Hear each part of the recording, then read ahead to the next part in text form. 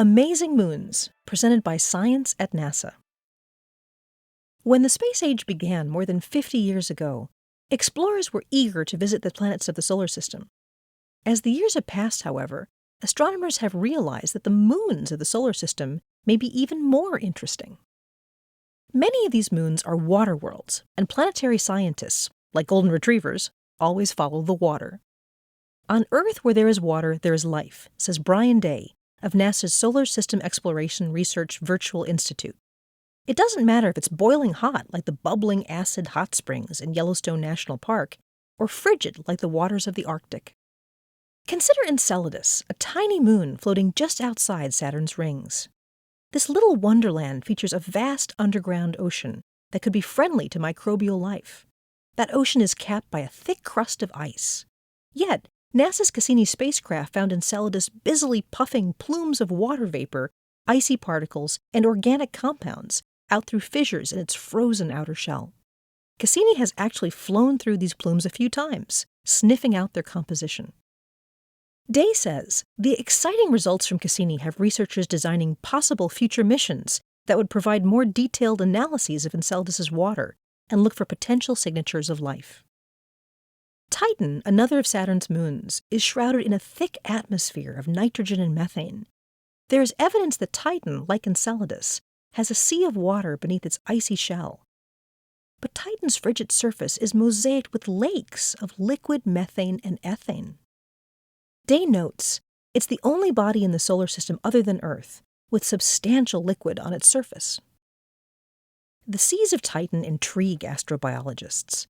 Here on Earth, our seas are teeming with life, and indeed the seas may be where life began. What kind of life might arise in the alien seas of Titan?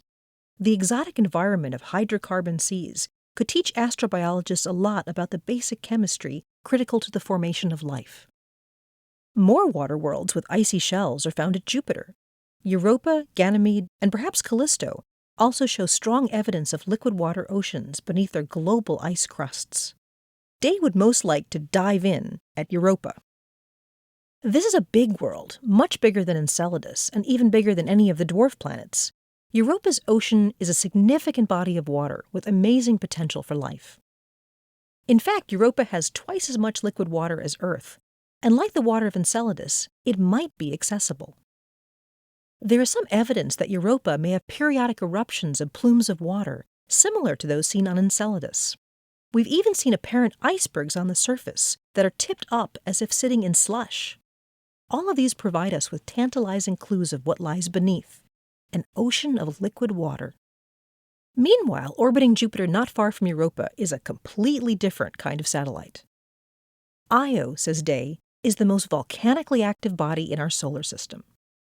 Io gets its fiery warmth from tidal heating, that is, a back-and-forth stretching of the moon's interior caused by Jupiter's intense gravity. Each moon is stretched and pulled differently, causing varying rates of tidal heating. Orbiting more closely to Jupiter than the other Galilean moons, Io is stretched the most, hence its volcanism. Europa, next closest to Jupiter, is stretched less, followed in order by Ganymede and Callisto. Day continues, saying, tidal heating is a source of energy that can melt ice and expand the potential for life. It creates a habitable zone among the moons of Jupiter, with Europa sitting squarely in the middle. Planets are exciting, but there's an even greater number of amazing moons in the solar system. Says Day, the lure is irresistible and the potential is amazing. It's time for us to go. For more news about amazing moons and their planets, stay tuned to science.nasa.gov.